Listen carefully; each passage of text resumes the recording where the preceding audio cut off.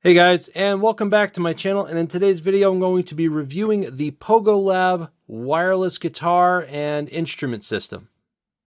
So PogoLab reached out to me and asked if I would do a review on this wireless system. The model is a WS-1000, and this is a UHF or ultra high frequency version. It's got a couple different features that we'll go over, but the first thing we're going to do is we're going to do an unboxing and see what it comes with.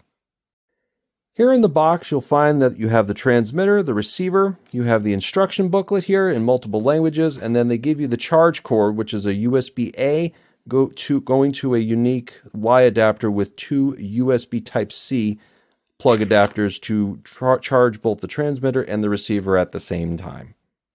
In terms of features, it's pretty straightforward on what you get. Holding the receiver, this would go to the amplifier side. It has a 1/4-inch tip sleeve, and then you can also unscrew it to reveal a smaller 6.5mm tip ring sleeve. The system is ready to use right out of the box, but there is a power switch here. So you turn on the power, you're going to see a green LED here around the pairing button right here, and it's going to blink until it is paired up with the other with the transmitter. So we'll go ahead and turn that on. And then they will turn solid once they have been paired together. Now to some of the nitty-gritty technical details for those that are interested. This is their UHF system. They do have a couple other different systems, but they do not specify here in the manual, and I did ask the company what the exact frequency range that this operates in, and they were not able to give me a direct answer. But the reason I was asking that question to begin with was, is this a single channel with meaning one specific frequency in a frequency range that these wireless devices operate in? And they could not tell me, but the manual clearly says right here that this has the ability, there's 70 different preset frequencies in a given range that allows these devices to operate in, which is a good thing, because if you are operating another wireless device in the same frequency range that this is operating, you're going to get interference. And the way that you would go and shift the default frequency that this is operating in, once you turn these on, you press and hold both of these buttons for 3 seconds, then the transmitter and receiver will then scan their pre-programmed frequency range to another frequency to where you're not getting interference from another wireless. In terms of battery life, according to the instructions and the advertising, the built-in lithium batteries have a runtime on a full charge of about 4.5 hours, in which that is more than plenty for your average gig nowadays. Unfortunately, they're just not serviceable. You don't really have a way to go and take out that lithium battery and replace it, because lithium batteries do wear out over time. So that's a little bit of a detractor in my mind, but still 4.5 hours is a good runtime for the given battery life. Now, the way that you can check on the battery life, so if you were to go and turn on the switch on the side here, you have a 4-segmented LED in which you can actually see how much battery life is left. And then in the instructions, it'll actually tell you what that equates out to be, if it's 80% full, if it's 20% full, and that's all discussed here in the manual. But at a glance, you want to make sure you have at least 4 or 3 bars to give you the most amount of playtime with this system.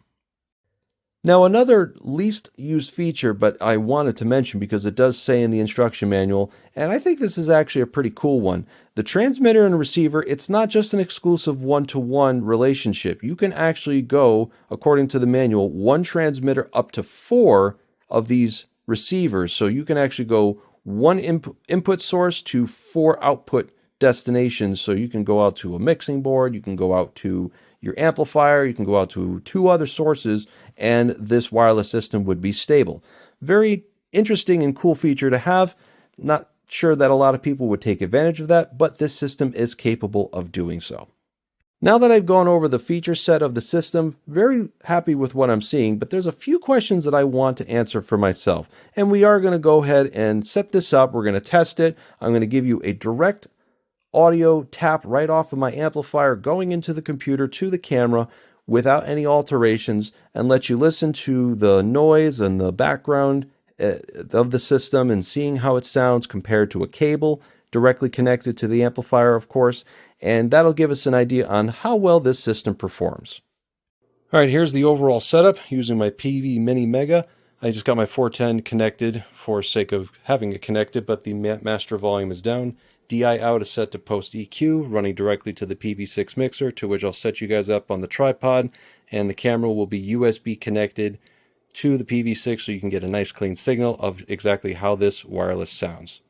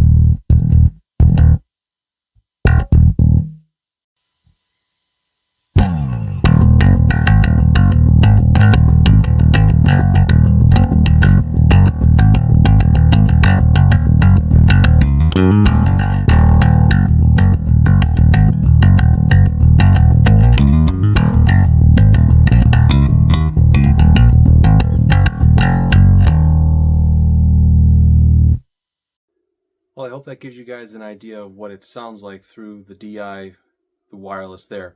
The one last thing I'm going to do is actually test out the range, and this is going to look a little silly, but I'm going to point the camera out the window, and I'm going to take my bass outside and see how well it sounds when I go all the way to the end where my privacy fence is located at, which is about 65, maybe 70 feet away, which is more than I would ever be that far away from my amplifier anyway. But just for the sake of testing the range from the second floor of my house to the backyard.